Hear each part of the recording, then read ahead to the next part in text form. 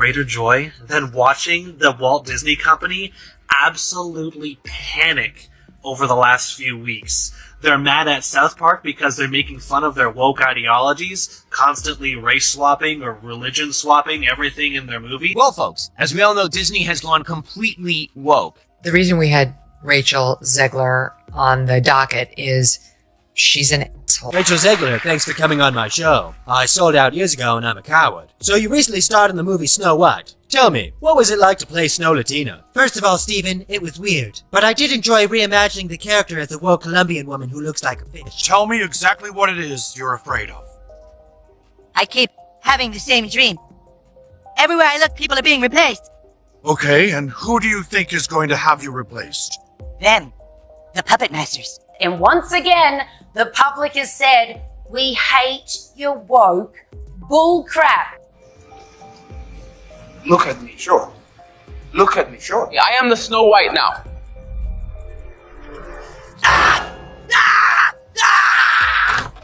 Eric, it's okay. It's okay. I had a dream that I was replaced by a diverse woman. Oh, not again. Yeah, only this time, it wasn't just me. They were taking all my favorite people and replacing them with diverse women complaining about the patriarchy. In place of the patriarchy, you would have a queen!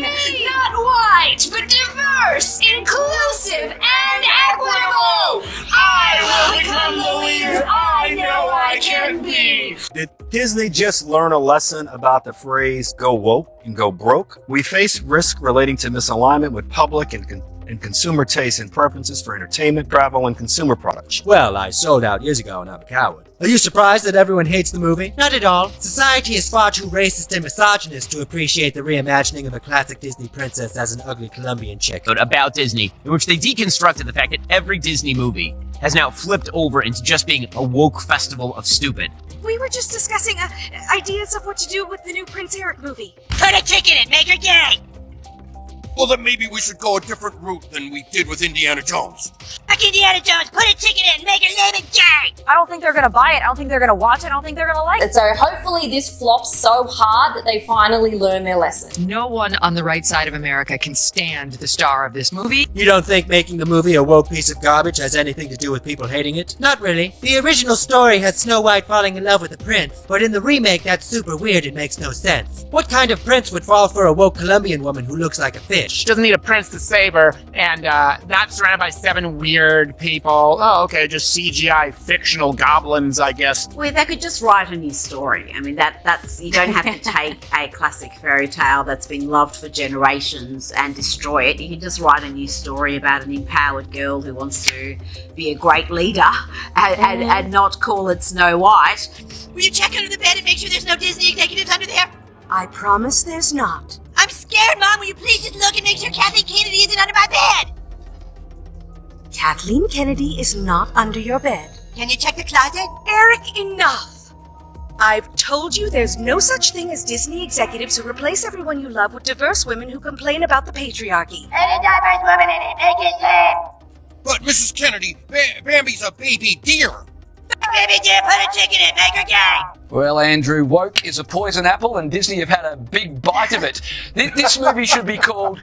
They should call this movie Snow Woke and the 7 Pronouns. It's so bad. If you were to watch this movie on an aeroplane, Andrew, you'd walk out. This is truly, she has to go. I'm sorry, Disney. She has to go. Put a chick in it and make her lame and gay. Put a chick in it and make her lame and gay.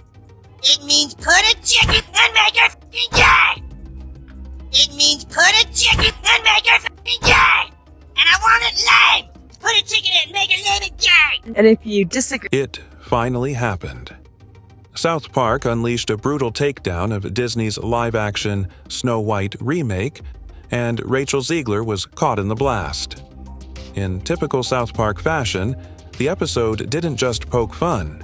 It launched a full-scale satire, targeting the movie, the ideology surrounding it, and, most pointedly, Zegler herself.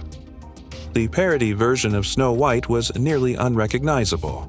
Instead of a fairy tale heroine, the character marched through scenes ranting about patriarchy, colonialism, and climate change, while the 7 dwarfs quietly applied for unemployment. Within minutes of the episode airing, social media exploded. Hashtags like #SnowWoke and #Rachel Zegler trended before the credits even finished rolling. According to sources, Zegler had been warned that South Park might come for her, but no one expected this level of savagery. The episode didn't just satirize her public image, it surgically mirrored her real-life interviews, press tour gaffes, and polarizing sound bites. One viral scene depicted the animated Snow White lecturing children on smashing the heteronormative monarchy, while the kids pleaded with her to just tell the story. The internet erupted. "This isn't satire. It's a documentary," read one tweet that racked up hundreds of thousands of likes. Memes flooded TikTok, Reddit, and Instagram. In one widely shared clip, actual footage of Zegler's interviews played side by side with the cartoon version of her. The resemblance was uncanny and devastating. Behind the scenes, things were anything but funny. Sources close to Zegler say she was visibly shaken after watching the episode. Hours later, during a Zoom call with her team, she allegedly broke down, venting her frustration and calling the episode misogynistic trash. A leaked audio clip from the meeting captured her emotionally exclaiming, "I'm tired of being everyone's punching bag." But if Zegler hoped the public would rally around her, she was sorely mistaken. The reaction was mixed and volatile. Some fans defended her, calling the portrayal cruel and unfair. Others saw it as long overdue. She made Snow White all about her, one post read. Now, South Park made her the joke. The sentiment echoed across platforms, feeding a narrative that Zegler had become too self-serious and detached from her audience. What hurt the most, insiders say, was that Disney remained completely silent. No tweet, no press statement, no support. One executive was overheard saying, "We've lost the internet," after watching the South Park episode trend at #1 for over 5 hours. The marketing team reportedly paused upcoming promotions featuring Zegler, while Disney's legal team reviewed the episode for any grounds to push back, but everyone knew this wasn't a legal problem. It was a reputation meltdown. Internally, Disney is in damage control. Rumors suggest the studio is considering delaying the film's release or scaling down Zegler's role in the promotional campaign. "They're preparing to cut their losses," said one industry insider. With Rachel now seen as a PR liability, the strategy appears to be silent distancing. Let the storm pass, even if it means throwing the star under the proverbial bus. Zegler's own industry standing has taken a hit. Anonymous Hollywood insiders began posting online, alleging she's been difficult to work with and that her public image has overshadowed her talent. South Park just said out loud what people on set already knew, one thread claimed. Whether true or not, the narrative is gaining momentum. And in Hollywood, perception moves faster than fact. In a desperate attempt to salvage her image, Zegler's team reportedly pitched a raw, emotional interview to a major outlet. But networks were hesitant. "It's too hot, no one wants to touch it," said one source. For a star who was once a media darling, it's a stunning fall.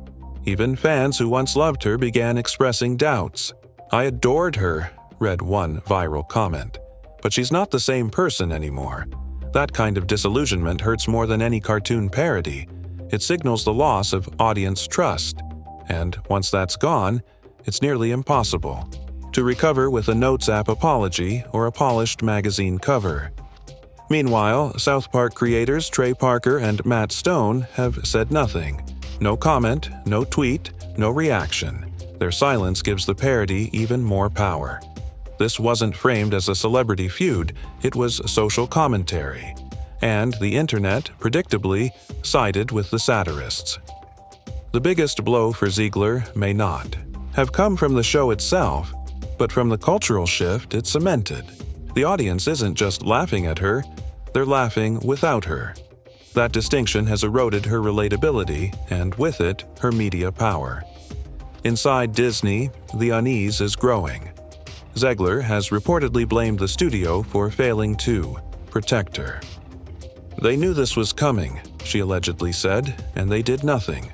The comment reportedly caused panic inside Disney's internal comms channels, signaling that Zegler could turn against the mouse if she feels abandoned. And that's exactly what Disney fears most. An imploding lead actress in the middle of a controversial, high-budget film rollout. With the internet writing the narrative in real time and memes outpacing press releases, the studio is losing control of the message. Can Rachel Zegler recover? Possibly, but it'll take a dramatic reinvention. As one PR expert put it, she needs to disappear, reset, and come back humbled.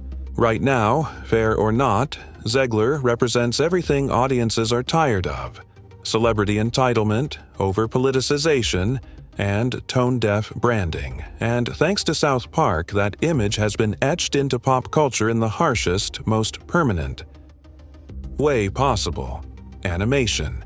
Because, as one crisis consultant bluntly said, you can walk out of a bad interview. You can't walk out of a South Park episode.